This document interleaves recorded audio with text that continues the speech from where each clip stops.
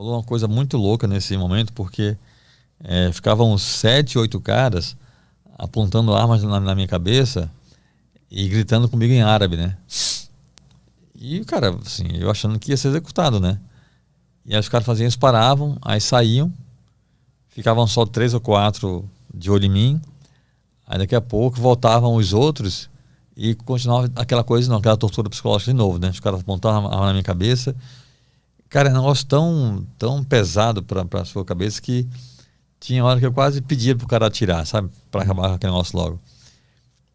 E aí teve uma hora que um deles falou assim pra mim: Brasília. Aí eu falei: isso, eu sou brasileiro. Aí o cara falou: futebol. Aí eu falei: gosto de futebol. Aí eles riram, e aí um deles falou assim pra mim: Real Madrid ou Barcelona? Aí eu falei: Barcelona. E aí os caras riam, meio que provocando um ao outro, tipo, ó, ele gosta do meu time. Sim. Aí o outro cara falou assim: Messi ou Cristiano Ronaldo? Aí eu falei: Messi. E aí eles continuavam sorrindo. E aí um outro cara falou assim: Maradona ou Billy? Eu falei: Billy? O cara: Billy, the black guy. Eu falei: não, the black guy é Pelé. O nome do cara é Pelé. E aí eles riam. Né? Agora, curioso é que essa conversa de futebol tão amena rolou com os caras apontando arma pra mim, entendeu? Sim. Ninguém parou de colocar arma na minha cabeça pra falar de futebol, não. Era conversando com os fuzis da minha cabeça, assim. Mas é engraçado que por trás daquilo tem um ser humano ali que quer interagir, sempre tem, e ser da paz, sempre né? tem, cara, sempre tem. Sempre tem, ninguém é só perverso, entendeu?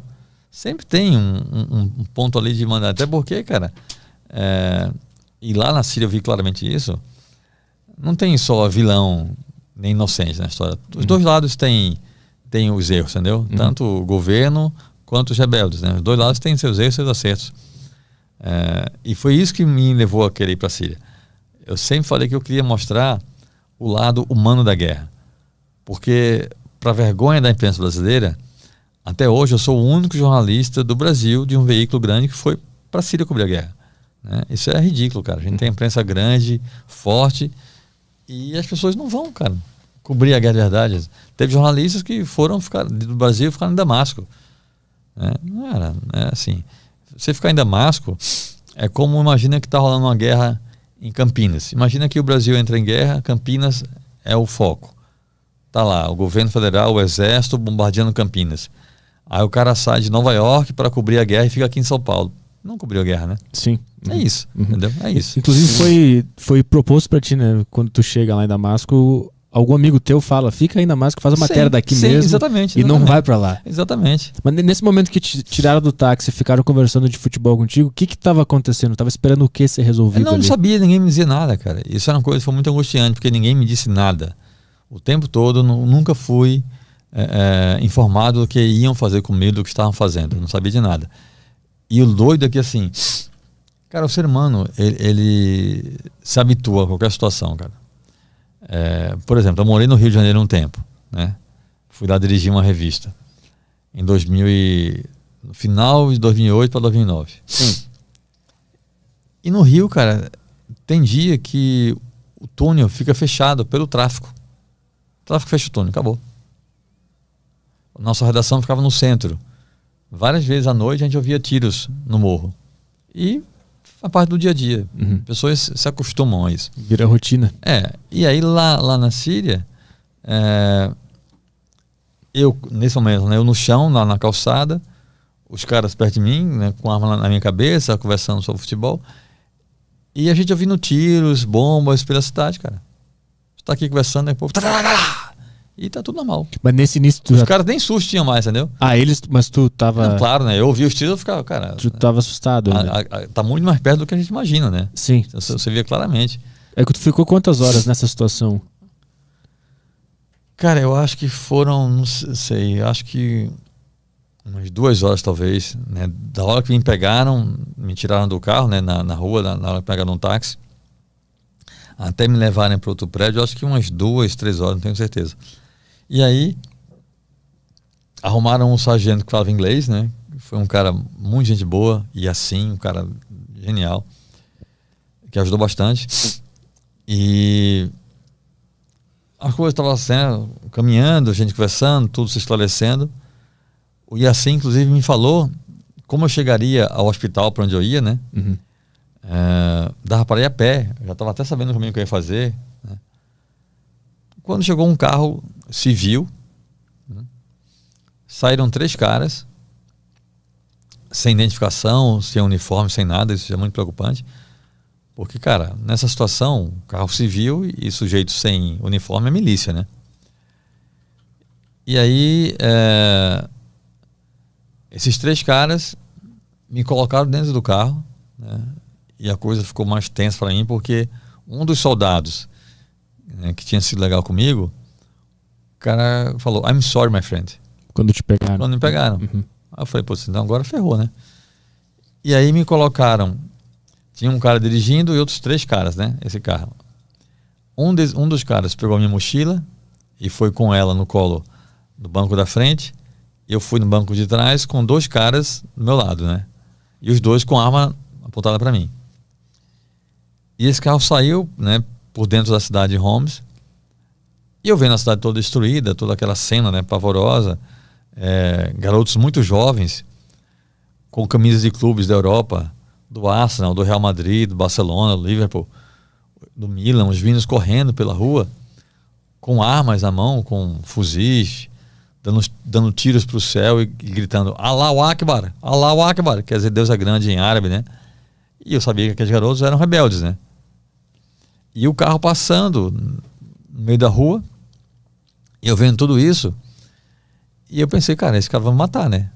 Porque sabem que eu sou jornalista, eu tô aqui no meio da guerra, estão me deixando ver tudo isso, né? É porque vão me matar, né? Porque se não quisessem que eu visse, podiam colocar uma coisa na minha cara, cobrir minha cabeça. Mas não, se estão me deixando ver tudo isso, é porque vão me matar. E aí comecei a trabalhar na minha cabeça com essa ideia de que eu estava sendo levado para ser executado, né? Que era uma coisa que eu já tinha, né, colocado em mente que podia acontecer. Eu não queria morrer, obviamente, né? Mas estava achando que é isso que ia acontecer. Tu conseguia aceitar essa ideia ou era desesperador? Cara, foi doido, porque ao mesmo tempo que eu não queria morrer, estava com medo de morrer, eu sabia que podia acontecer, entendeu? Então eu não me sentia muito no direito de apavorar, entendeu? Uhum. Porque estava no pacote, entendeu? Sim, digamos tu assinou assim. esse plano quando tu foi pra lá. Tava no pacote. O Caio Fábio veio aqui nesses dias, né? Uhum. E eu fiquei muito em mente com uma parte do Salmo 23 que fala: ainda que eu ande pelo vale da sombra da morte, não temerei mal algum, porque tu estás comigo. Uhum. Eu fiquei pensando nesse verso o tempo todo na minha cabeça, nesse caminho. Qual é a sensação de saber que tá prestes a morrer? Eu quero entender mais. Então, como é que é isso? Vamos chegar lá, Vai melhorar a situação ainda. Aí, esse carro me levou num prédio público, né? Eu sei que era público, porque era um prédio muito grande, com um monte de fotos do Bashar al-Assad, do presidente, né? E aí, esse cara que estava no banco da frente, com minha mochila, ele saiu do carro com um fuzil, colocou na minha nuca e ele ia me conduzindo, né? Me empurrando para frente, para a direita, para a esquerda, para onde eu deveria ir. Ele não falava inglês.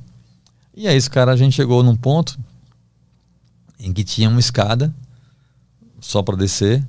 Era um corredor assim estreito, um pouco mais largo do que meus ombros. E aí eu fui descendo e o cara com a arma na minha cabeça, né?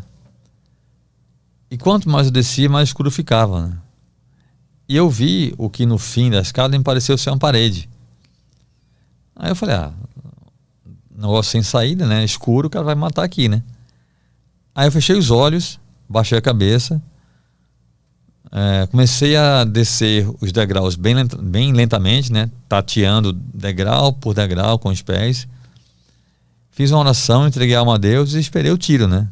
E desse jeito que eu falei, né? Com os olhos fechados, cabeça baixa, eu descendo bem lentamente, fui descendo. E de repente eu senti uma pancada na minha cabeça e eu ouvi um barulho. Pá! E aí, cara, quando eu conto isso, eu dou muita palestra sobre essa história toda. Quando eu conto isso, as pessoas riem hoje em dia, mas na hora não foi engraçado. Quando eu senti a pancada na minha cabeça e eu ouvi o barulho, eu tive certeza que era o tiro da minha cabeça, né?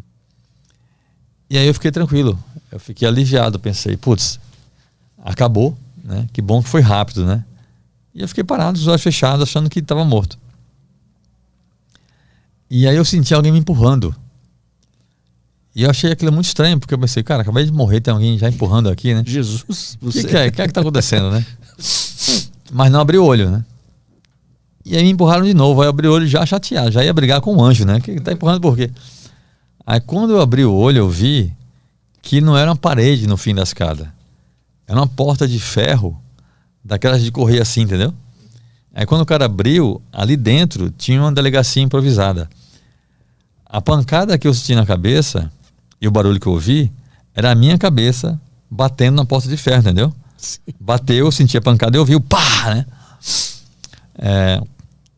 E a tua pergunta, cara, foi muito, eu digo que foi muito bom sentir aquilo, sabe, cara? Primeiro aquela certeza de que eu ia morrer, porque foi bem diferente de outras situações que eu tive de ameaça, porque ameaça é um risco, né? Eu tenho moto, já passei acidente de moto que você pensa, putz, vou morrer, sabe? Mas não é você pensar, sabe? É você ter certeza absoluta, entendeu? Uhum. E foi bom sentir aquilo, cara, porque eu fiquei muito tranquilo, sabe? Eu senti que estava preparado, que tava bem, tava tranquilo, não devia nada a ninguém, sabe? As pessoas que eu amo sabiam que eu as amo, não tinha ninguém que eu sentisse que eu tinha de ter perdoado, não perdoei, sabe assim? Eu tava muito tranquilo, sabe? Isso foi muito bom sentir, velho. Foi mesmo, assim. Eu me senti... se fosse aquela hora, eu até pensei assim, cara, eu sabia que isso podia acontecer, eu pelo menos vou morrer onde eu queria estar, fazendo o que eu queria estar fazendo, sabe? Cobrindo uma guerra que era o meu sonho. Eu sabia que isso podia acontecer. Então, assim, eu pensei isso. Vou morrer onde eu queria estar, fazendo o que eu queria estar fazendo. E eu li a matéria depois, de muito tempo, daquela mulher que eu falei, a britânica, que morreu em Homs, né? Uhum. 2 meses antes de ir pra lá. Mary Colvin, chama ela. E eu vi a matéria depois sobre o caso dela, a mãe dela dizendo, estou muito triste, obviamente, mas o que me consola é saber que minha filha morreu fazendo o que ela amava. Então, assim, eu sentia isso, sabe? Assim, cara, estou em paz com Deus, com as pessoas que eu gosto, vim aqui fazer meu trabalho que eu queria fazer, se for para morrer assim, tá tudo bem, entendeu? Uhum. Então é um sentimento de paz quando eu senti. Tu tá perto da morte. No meu caso, sim. Tem gente que se desespera, né? Uhum. Eu não, eu fiquei muito tranquilo, cara. De verdade. Mas aí